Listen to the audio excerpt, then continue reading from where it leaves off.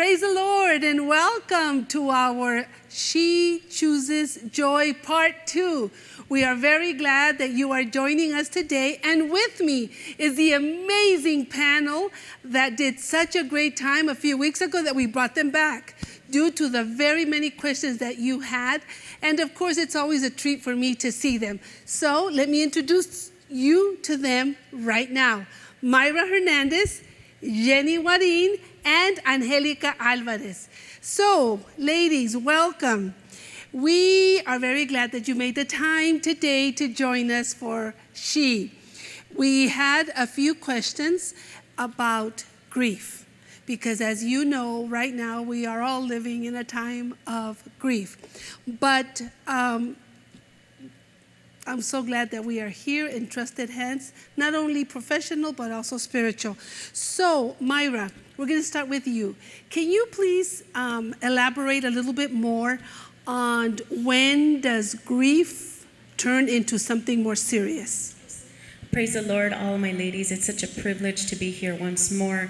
Yes, I had this question come up during this time. Someone asked me, when do I have to worry about my grief? When does it become a concern?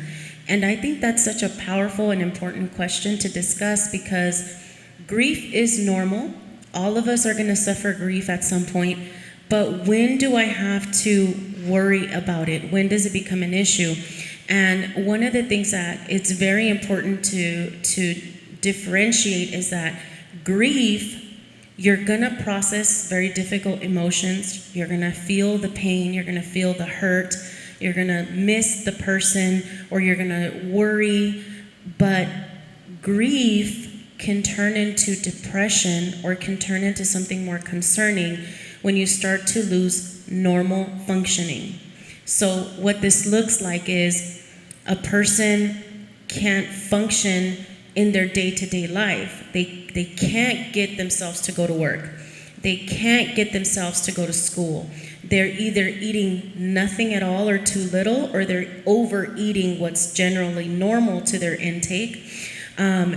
Day-to-day things that make us happy or bring us some type of joy, like painting or reading or walking, when your grief has become a concern, you can't even get the strength to do that. You can't get up from bed. You feel like physically you can't do it. There's just no desire. Everything is shut off. And that is when your grief probably is becoming a concern, and you might need some help. Can I interject something? When the quarantine started, there was a lot of talk among everybody through social media that everybody stayed in sweats. They didn't change all day. And there was a lot of overeating, because at the beginning, I think we were all trying to cope with the situation. Is that what was happening to everybody? And I know, Sister Yenny, I think you could touch on this a little bit more, but that is a normal adjustment period. So in grief, you're going to have an adjustment period. Your life is changing, right? So as we started off this quarantine, we were adjusting to the change. Now we're working from home. Now our children are home. There's fear of going out because I don't know what's going to happen. Maybe I can get the virus. And so there was a little bit of a loss of functioning. I didn't have the desire to change every day because I was at home. I'm quarantined with my fridge. So my fridge is there. It's easier to get snacks throughout the day.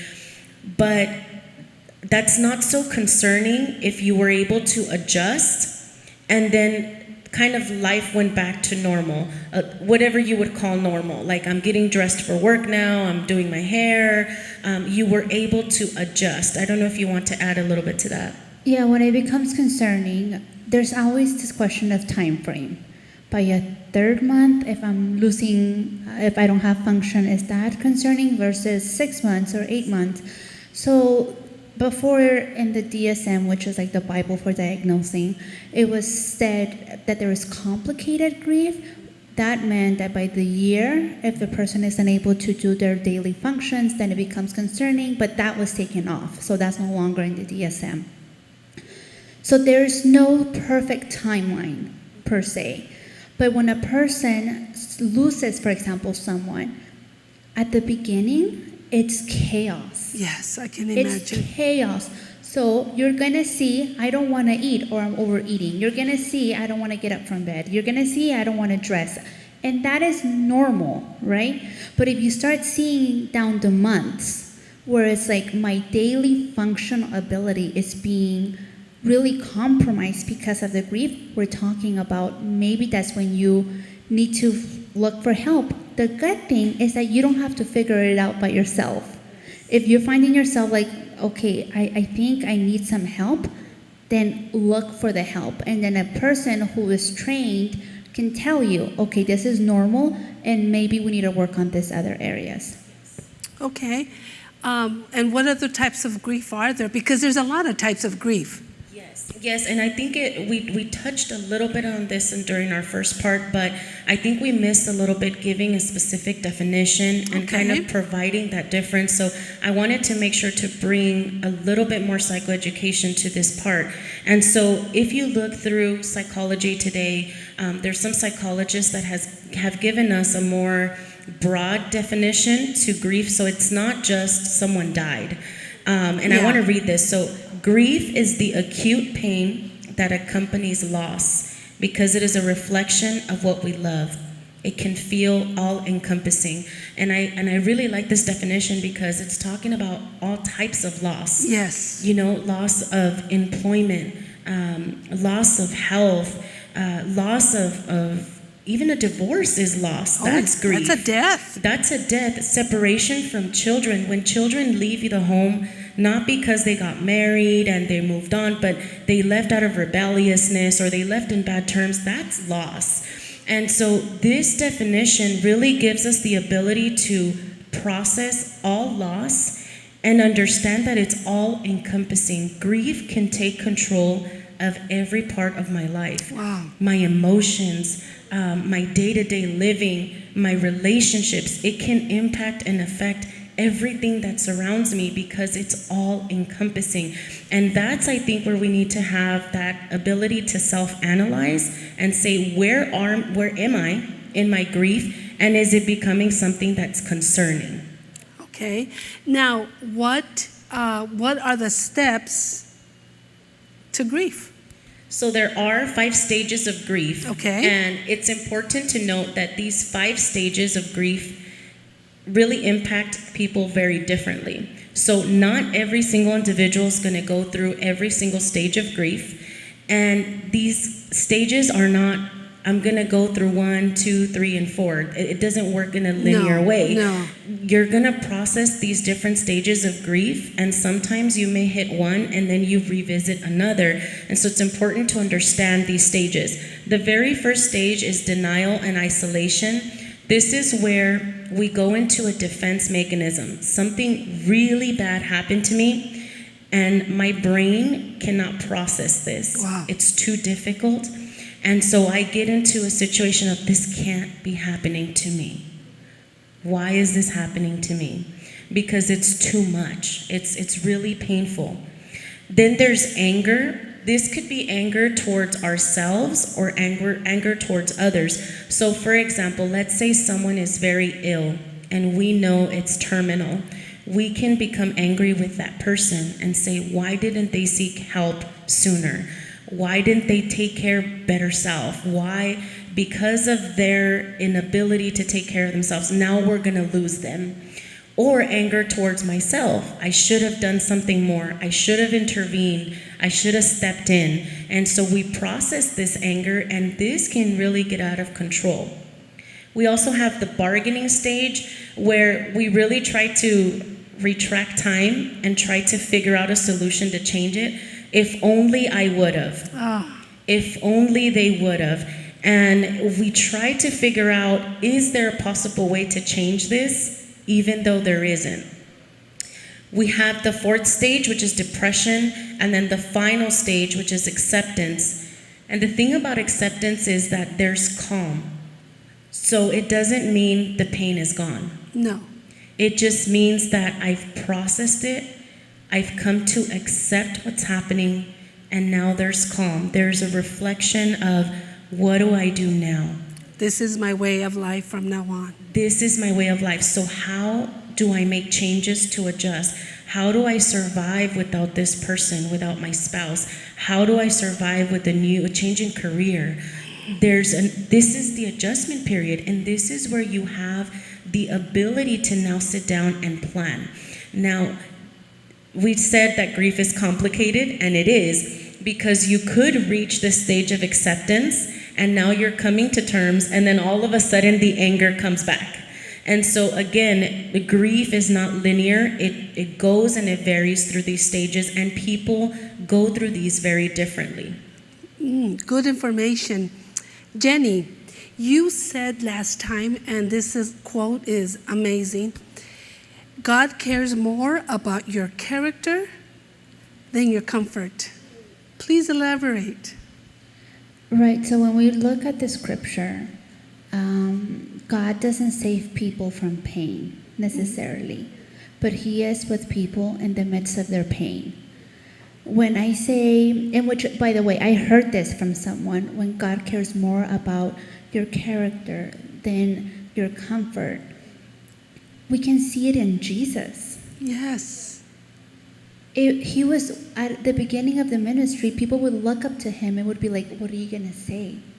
Right? The people, when He was like a child, He was amongst the teachers, rabbis, and they were like, wow, right? But He wasn't here on earth to be, wow. They mocked at Him and they crucified Him.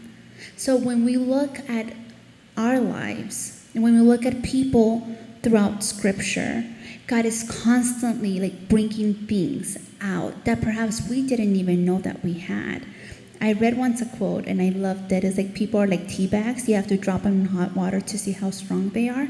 It's when there's pain that things come out of us that we never thought perhaps that was there. And there's a couple of examples in the Bible that I think of, one of which is Habakkuk. And Habakkuk, he was a prophet, and the Bible tells us in chapter 1, verse 2, it says, O Lord, how long will I call for help, and you will not hear? I cry out to you, violence, yet you do not save.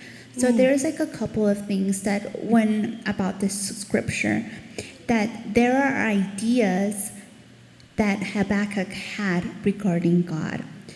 First of all is that he is able to cry out for help. And when I cry out to help and look to someone for help, I must believe that that person can help me. The other thing is that it says, you do not save. So I'm looking at God for salvation. And the thing is, we don't know how long prior to him saying this, he had been crying out. We don't know. We just know that he said it. And when God then looks at him in response, he's like, I'm going to do something, but you won't even believe it. And Habakkuk tells him, you know what?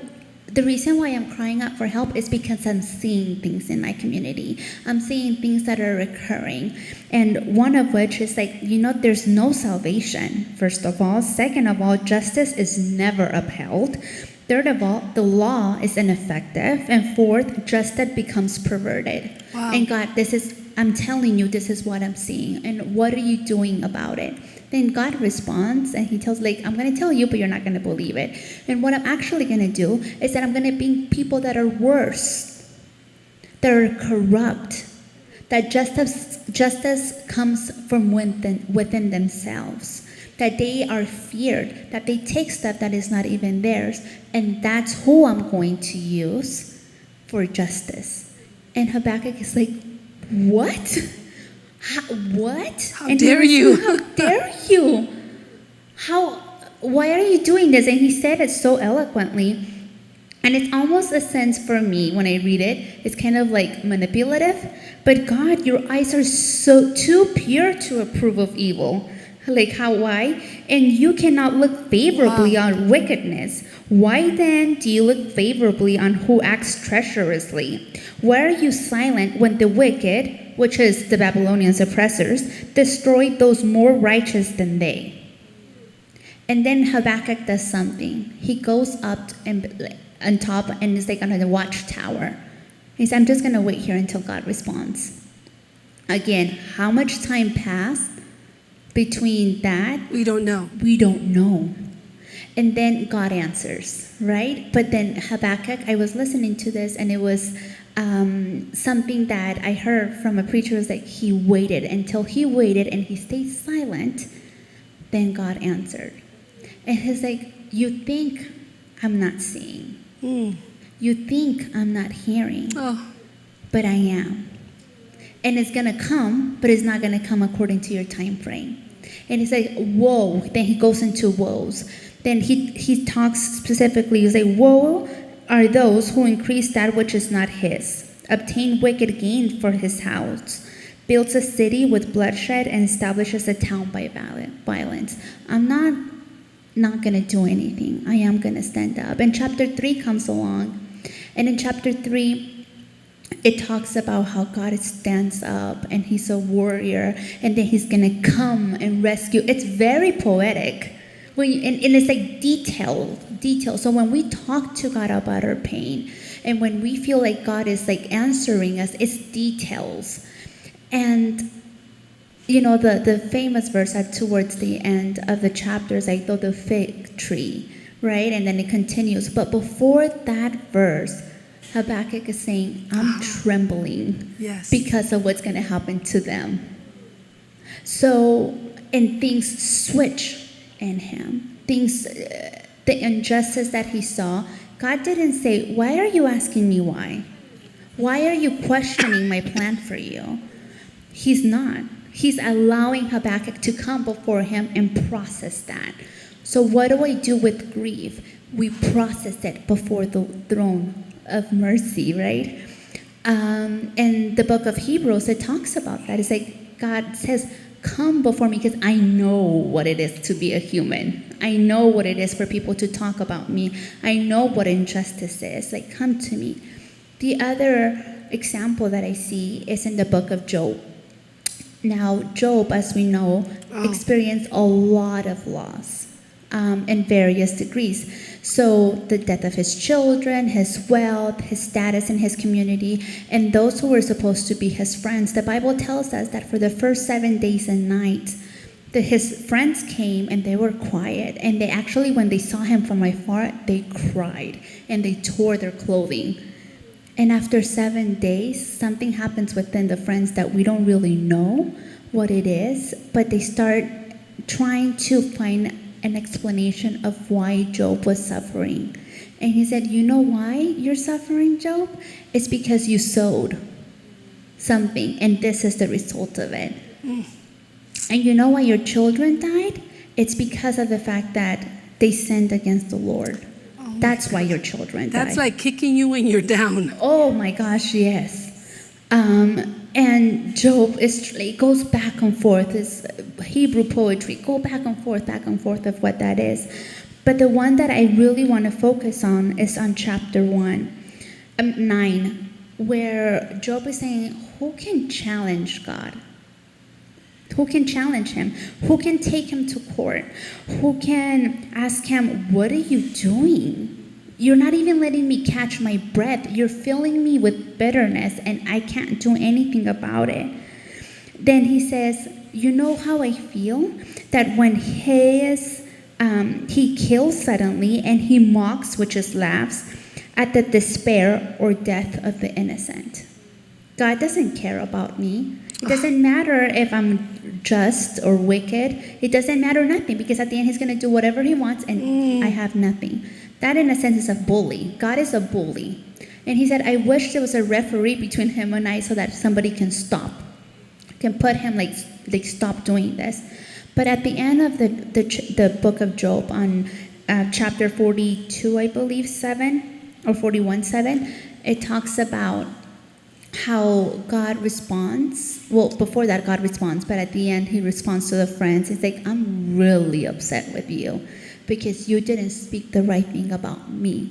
But my servant Job, he did. So the question is, what? He just called you a bully. How are you saying that is he spoke right of me. And the friends didn't say anything about God. They talked about Job.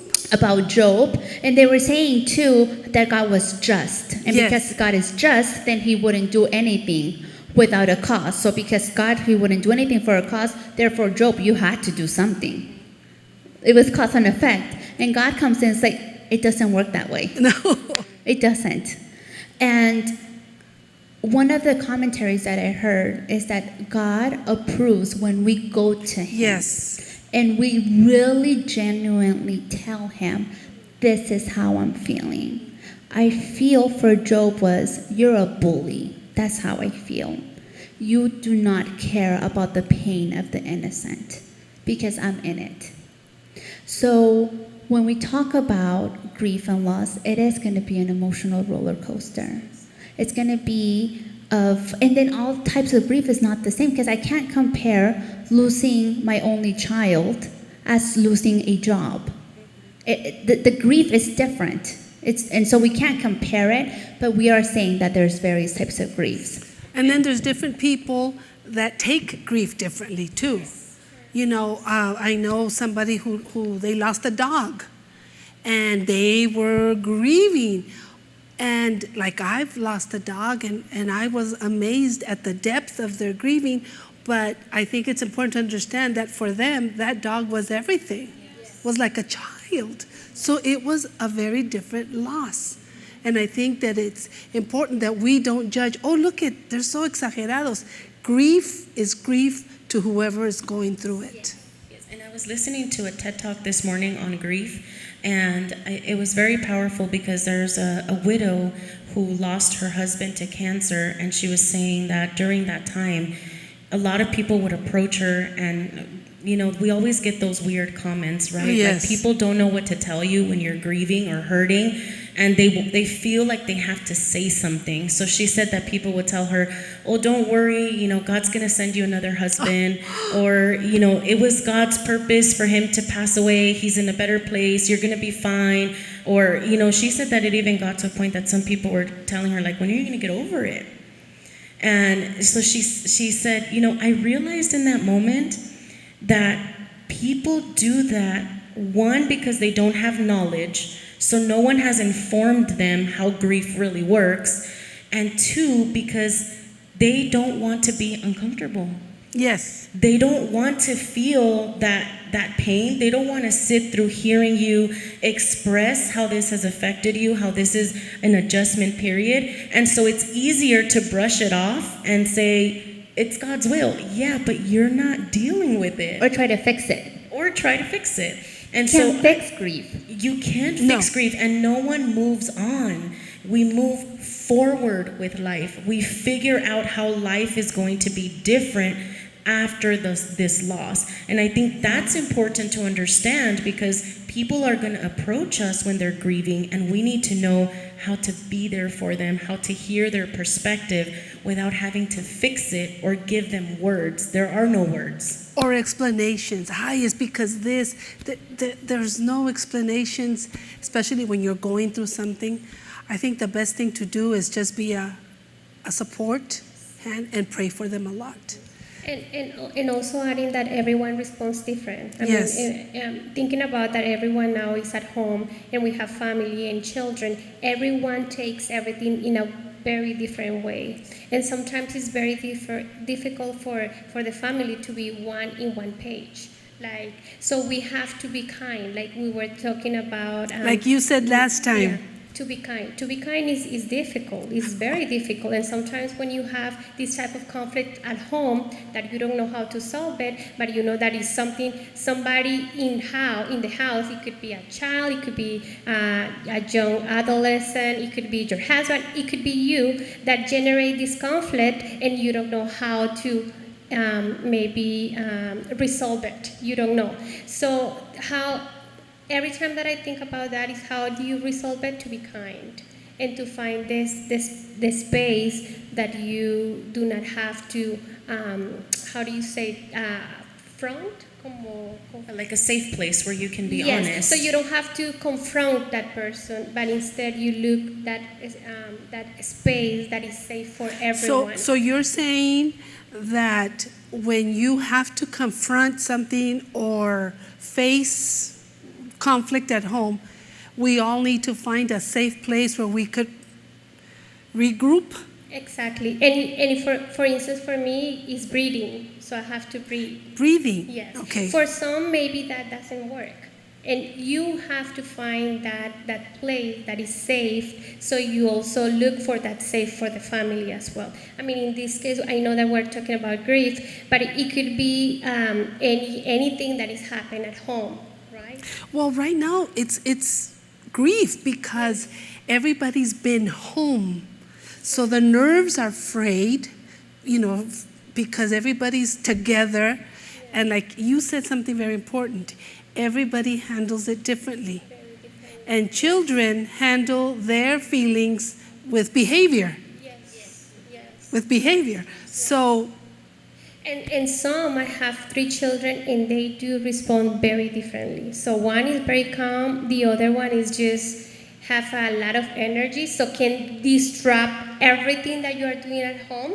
And the other one is just go with him. So if he's screaming, the other one, he will scream. So you can imagine the dynamics and the situations that are going on at home. In my house, I have 3 small children, but in your house can be your husband. so what do? You So breathe. I breathe, and I try to just breathe and try to engage myself and reflect. So because I don't want to be harsh on him. He is 5 years old, so I don't want my children to remember this mom screams all the time. Oh, God.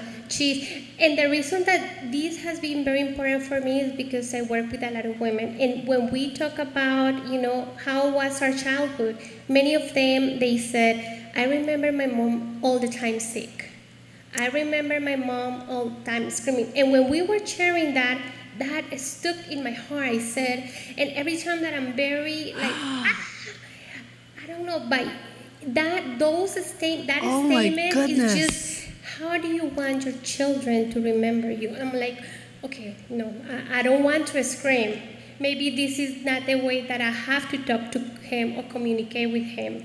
So that's why I think for women it's very important to identify that place of security. So where is my place that I cannot answer. It's better not to say anything now, but I need to find that place for me because it's going to be important. Angelica, you just said something very, very powerful, because all of us that have memories of our childhood, there is a specific thing that you remember about your parents, each one. And I think to piggy Wow, off of that's what she powerful. was saying is we have to understand that children learn by imitation, and children are going to learn your coping mechanisms. So when grief strikes and things happen in your home, your children are watching how you're handling this grief, because later in life, when they're going to be grieving, Yes. they're going to handle it the same way. And so I think what Sister Angelica was saying is Yes. there has to be a safe place in the home, particularly within marriages. We're talking about marital conflict because when grief strikes, men and women deal with grief very differently. Yes. We already all deal with grief differently.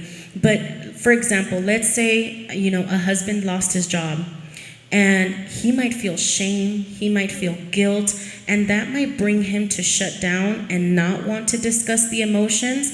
And as a female, we need to talk about these emotions. We hope we can discuss these emotions with someone. And so right away we can start assuming he's upset with me. Maybe if I would have been working extra hours, we'd be better. Or he doesn't have a plan. Or he doesn't have a plan, and now I have to take this anxiety and I have to worry about what's going to happen. And so what Sister Angelica was saying is powerful, because communication during grief, you have to have the ability to be honest with your spouse and your family. I'm feeling this emotion. You may not understand my perspective.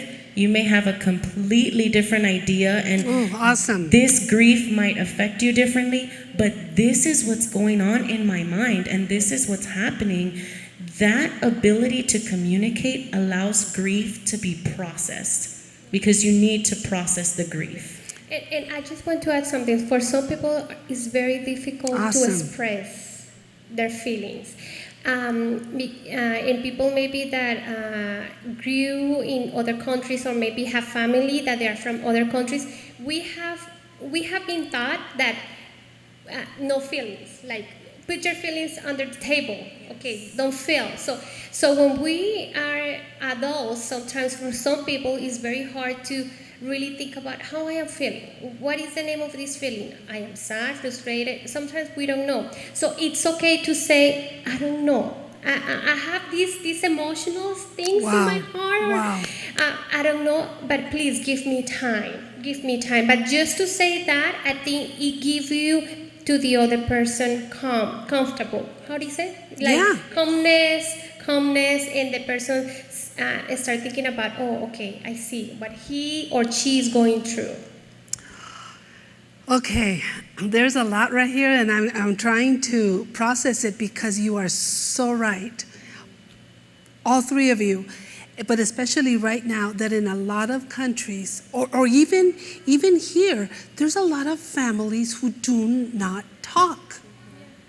And so the children grow up with their feelings suppressed because, no, don't say anything or go to your room. Everything was go to your room. So during this time, And also, I just want to add something. When I was a little bit younger, so 18, we were working in a restaurant, and something that it was very powerful to me to see families. So we see some families that they start, eating and talking and laughing and sharing, but there is some other families that they just sit very quiet, no word at all. So after years of reflection, I was like, okay, what will be my space to have those conversations with my family? What will be that space that I can talk to my children in a way that they don't feel that I'm yelling or maybe judging them? And we have found the dinner table to talk about different issues. And because we don't have time, the time that we have chosen is the morning, because lunch, my husband is working, my children is doing homework, I have meetings between the days, and dinner is a little bit for everyone. But I just encourage everyone to find that space, that place of communication and sharing and maybe laughing and because I think in this moment it's very important to do things with your family that make you feel happy and together. It's not about husband is there, wife is there, children are there. No, it's just like, yes, we do have different activities throughout the day, but how can we share those moments there has together? to be a moment where there's a union. And it's very important that we decide how can I do that, because this is very important to do at home. I think one thing that is important, that when a family is not talking to each other, to begin this conversation can be very awkward, because it's breaking through an ice that has been built or a wall Wow. that is there. One of the things that I have heard that has worked for other people, and I find that is true, is that when there's conflict, it is very easy to start attacking the other person. We're saying, you are blah, blah, blah. You did this. You always do this. And You never. help me. Generalities. Generalities. And that does not create conversations. If anything, that assists in building the wall up. So when we're talking about families that are not communicating with each other, it's addressing behaviors and not the person, and also listening to a narrative, which was Sister Myra, you were talking about. What is it that I'm thinking, and what are the facts that support my thought process? Because anxiety loves doing that. You're looking at me, and then you looked over there, and you somehow rolled my eyes, and then my head is like, she didn't like what I said. Next time I won't talk to her, I won't say blah, blah, and then we create this whole scenario. We all do this because it's self-protection. How can I protect myself? And how that situation it's your fault. It wasn't my fault. So it's starting the conversations. having meals together, and perhaps starting with things that we know that are kind of neutral ground, because we need to build relationship. And I think that's very important because with grief, everything is doubled or tripled. All of the emotions are felt. They stronger. escalate too with any one Everything word can escalate. Yes, and so when we're talking about grief, particularly in marriages, if you haven't built that safe place already, if you haven't built this trust with your spouse should be that person that you can be transparent with. And if there's no transparency with your spouse, there won't be transparency with your children, because it has to start there. And so I think with grief, we have to learn these forms of communication in order for them to process them as a family, because grief is going to affect all of us very differently, and we have to be able to discuss that. What about if there is no spouse? How about a single woman, or somebody, there's a lot of single women. So where do they go? There's church community. And I heard a preaching once of that people have this perception of church, and they believe that the church is going to meet all of my needs. Yes. Without me saying what are my needs. So there are Bible studies. There are people that you can connect with.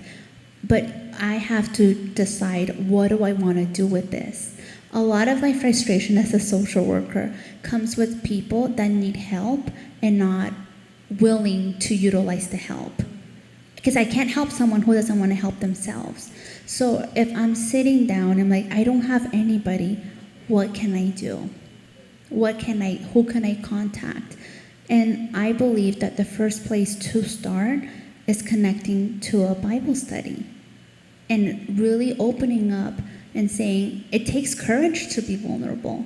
Very much. It takes a lot of courage to be vulnerable. And am I ready to be vulnerable?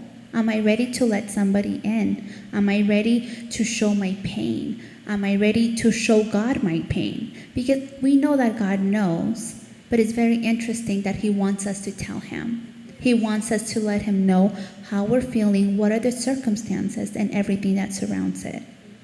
I think that comes down to one of the points that we were discussing as we were preparing for this class, is that who is God to me? Because you ask, what if there's a single woman who doesn't have or doesn't feel the ability to be vulnerable? Well, then you have God. But who is God to you is important. And I was hearing this pastor preaching, and he was saying that I can't just know the God of my father. Yes. Because knowing the God of my father, through my father's prayers, I won't receive salvation and I won't receive healing. I have to know God personally at an intimate level in order for me to have the ability to be vulnerable and transparent with God. It's similar to the story that you were discussing earlier about Job, where he was very brutally honest with God. God already knew what he was dealing with, but Job was brutally honest, and God appreciates that. And I was reading a story in John 20:24 through 29, where Thomas requests an intimate encounter with God. And many Christians criticize him because they said, well, you should have just believed by hearing, and here you go having to touch him. But the reality is that I think I would have requested that intimate moment with God, because it wasn't until Thomas touched his wounds and knew God, yes, that he then proclaims and said, my Lord and my God. It became his. God became his. It's not the God of my father anymore. It's not the God of my pastor anymore.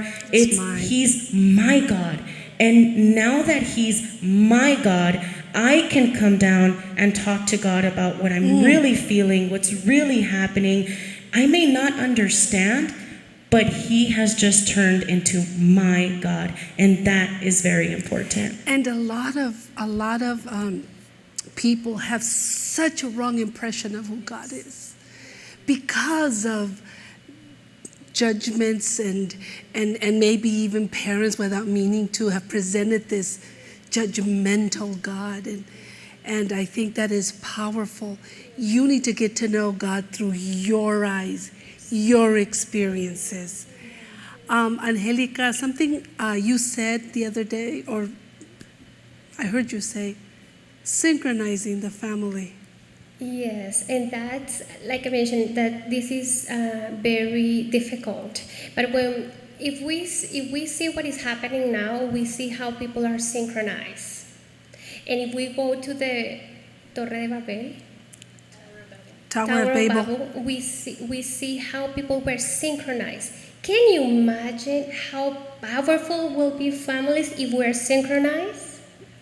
That will be so much powerful. And when I say synchronized, doesn't mean that you are going to feel the same. You No. will have the same everything. No. We're not talking about robots. No. But how much powerful? I have a friend that I work with her, and 2 years ago she went to Spain. They are 5.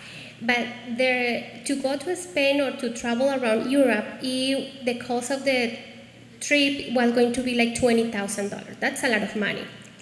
So they decided to start saving money with their husband. And they did it. 2 years, saving.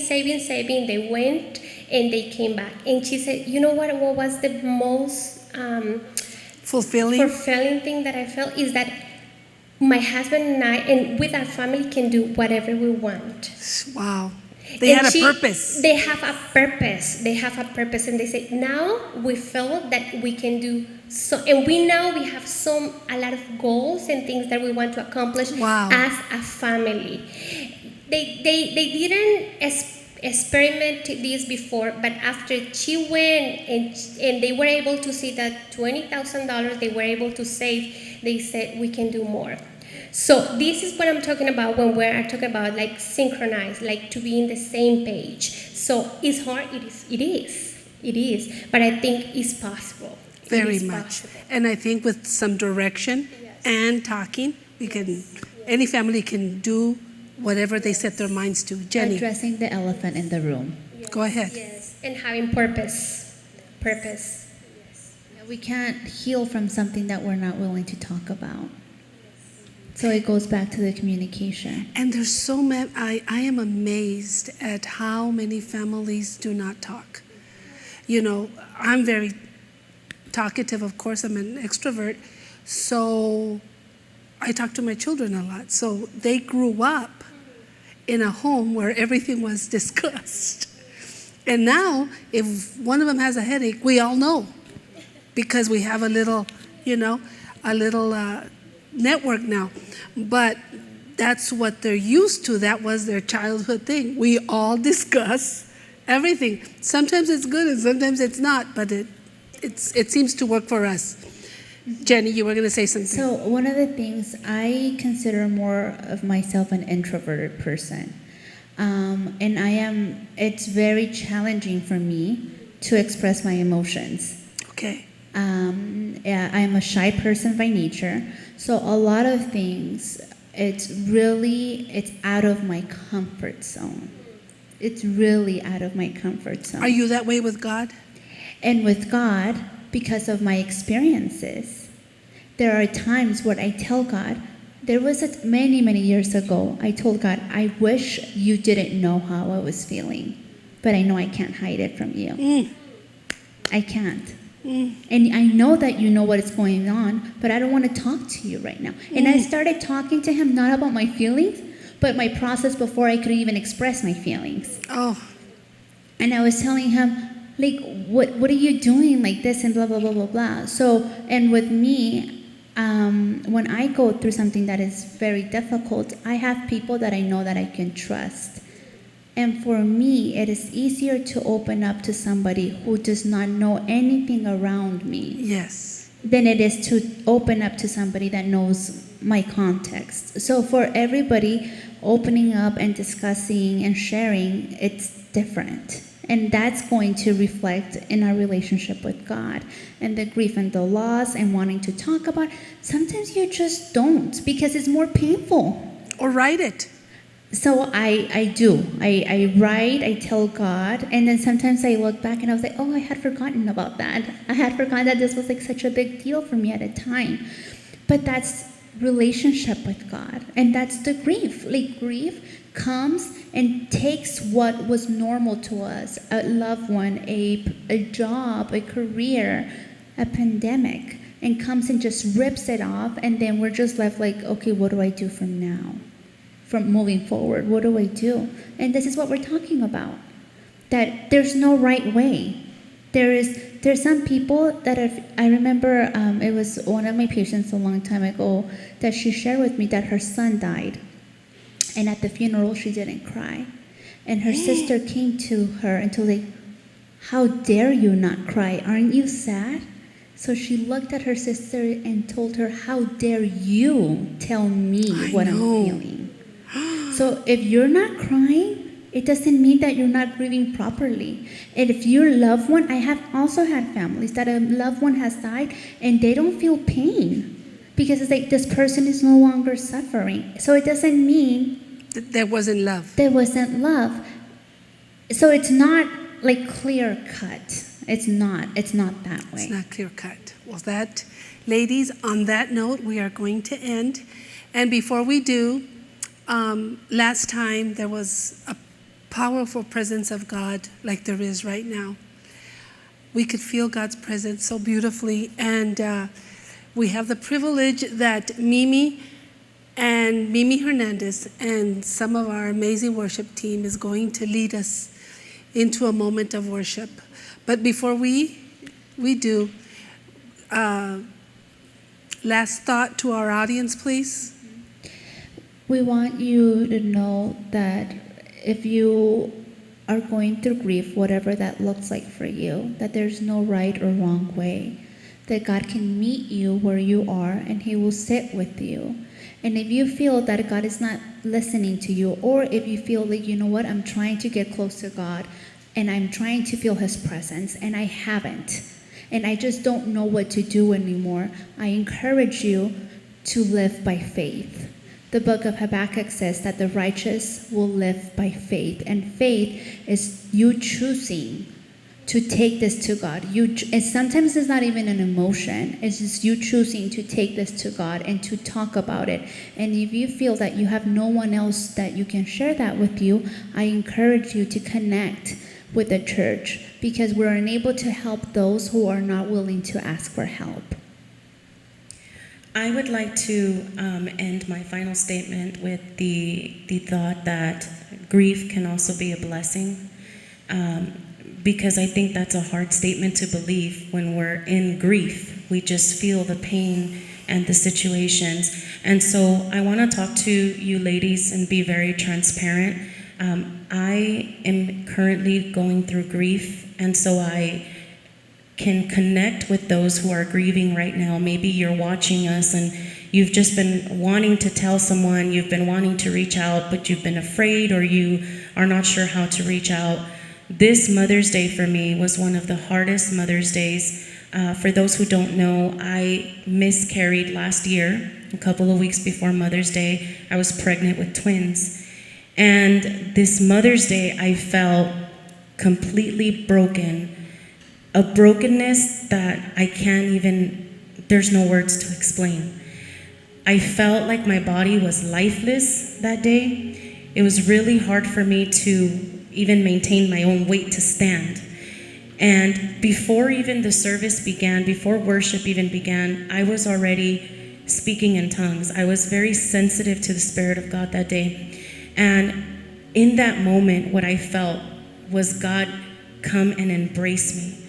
It was an embrace where He was telling me that He has been with me every step of the way. Hallelujah. And in that moment of grief, I realized that He had just turned my grief into a blessing, because I felt like God was showing me. And I told God in that moment, I thanked Him and I said, I thank you for this grief, because I have just come to understand that I can't do life without you. And my biggest fear has always been to one day say, because out of my own strength, because out of my own intelligence, or because out of my own will, I have reached this. That day, I thanked God, because if through this grief I continually need Him, then I am okay with that. And so I just leave you with those words that allow God to turn your grief into a blessing, because He is there and He is walking with you every step of the way. You are not alone. Amen. I want to read Psalms 34:19 says, "The righteous person may have many troubles, but the Lord delivers him from them all." And that's what I believe. So I believe that God can turn your hurt in His purpose. Thank you so much for listening and being with us today. Let's continue to pray with us, Mimi. In this day and age, we are living in unprecedented times. People are experiencing grief in different ways. The loss of a loved one, the loss of your financial stability. Even our children are experiencing changes in their daily lives. If you have identified with something that was said today, I invite you to join me in this prayer. Lord Jesus, we come before your presence and we declare, God, that you are King and Lord over every home represented today. We present to you every heart, every mind of every woman that is tuning in right now. God, we know that anxiety and depression are attacking like never before. But we cast out the spirit of fear, and we cast out the spirit of doubt, and we cast out the spirit of anxiety and the spirit of depression, and we choose joy over fear. We choose love over anxiety. We declare that your spirit may dwell over every home that is represented today. God, bring your spirit, Lord, into every heart that is mourning, that is grieving, that is experiencing pain. Father, let your spirit be in every home right now. We declare your joy, your peace, your love, and your Holy Spirit in the name of Jesus. In the name of Jesus. And if you agree with this prayer, I invite you to lift your hands right where you are and sing the words of this song over your home. Sing the words of this song over your family. Come on, right where you are. I invite you to lift your hands and join us in worship.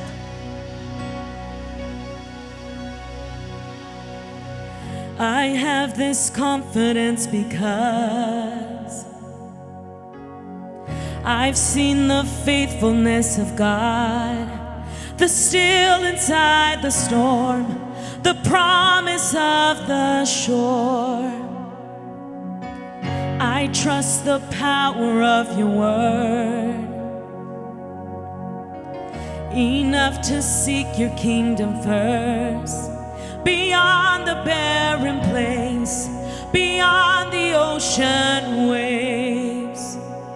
When I walk through the waters, I won't be overcome.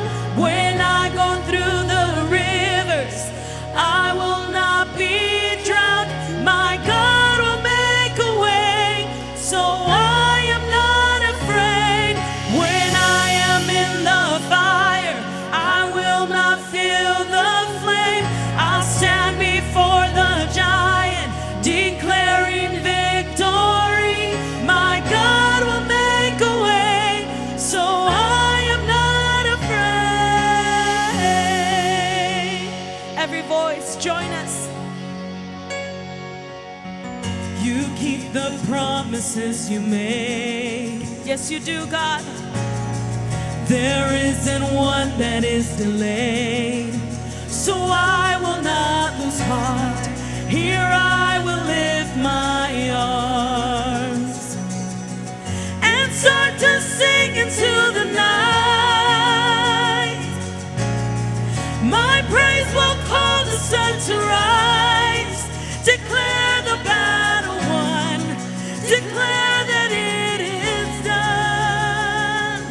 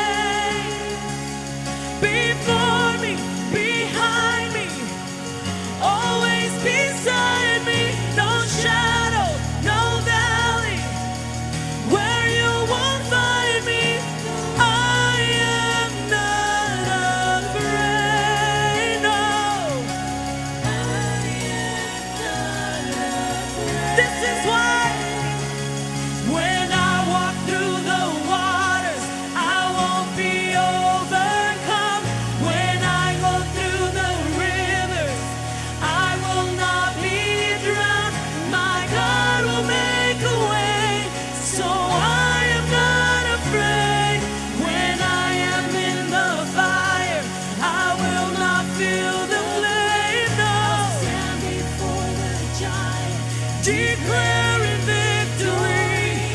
My God will make a way, so I am not afraid.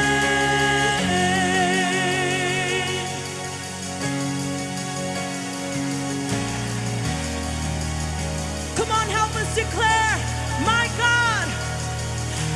God will make a way, so I am not afraid.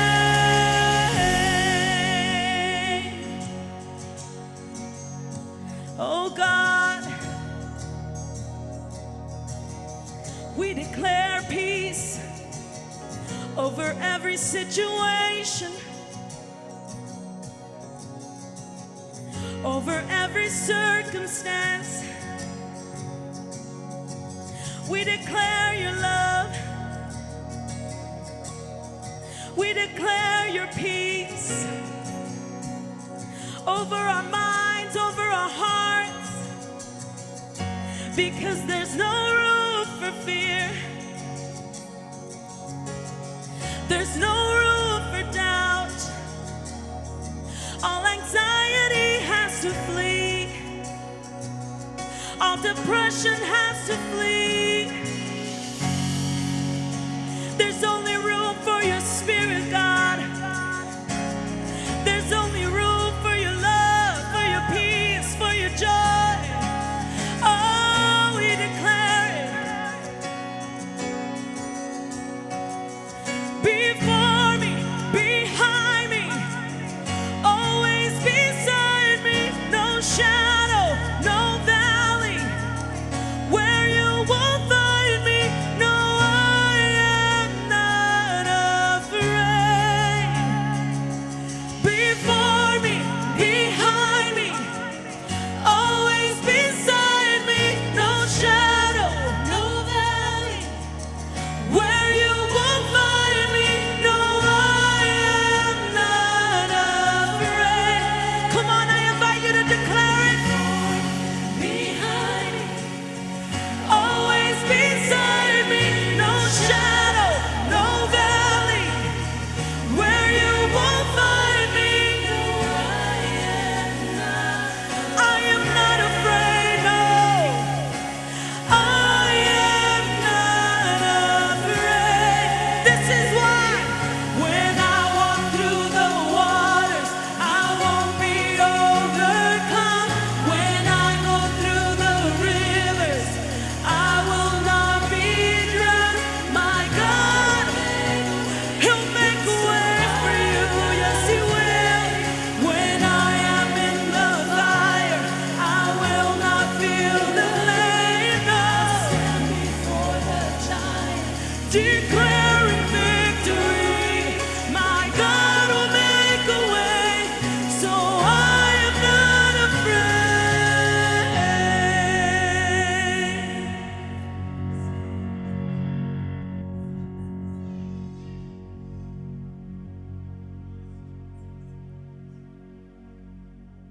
Thank you for joining us tonight. She Chooses Joy has been an in-depth conversation about the trials and struggles that come through grief. We want to thank Sister Yenny, Sister Myra, and Sister Angelica for sharing their practical and spiritual solutions on how to overcome grief and find peace through Jesus. 1 Thessalonians 5:16-18 says, "Always be joyful, never stop praying, be thankful in all circumstances." This is a good reminder for us to keep our eyes focused on the Lord, as He is our true healer, deliverer, and provider of every circumstance. If you are in need of prayer, please let us know. Our She Prays team is ready to lift you up in prayer. You can send us a private message with your petition or post it on our page, and the She and Aya ladies will pray with you. We're also looking for volunteers. If you would like to join one of our She groups, please contact Sister Eleanor Rojas, and she'll be able to connect you with one of our She group leaders. We are also excited to announce our next virtual She event is June 30th at 7:30. Ladies, we miss you, and remember, we won't stop until every heart is healed.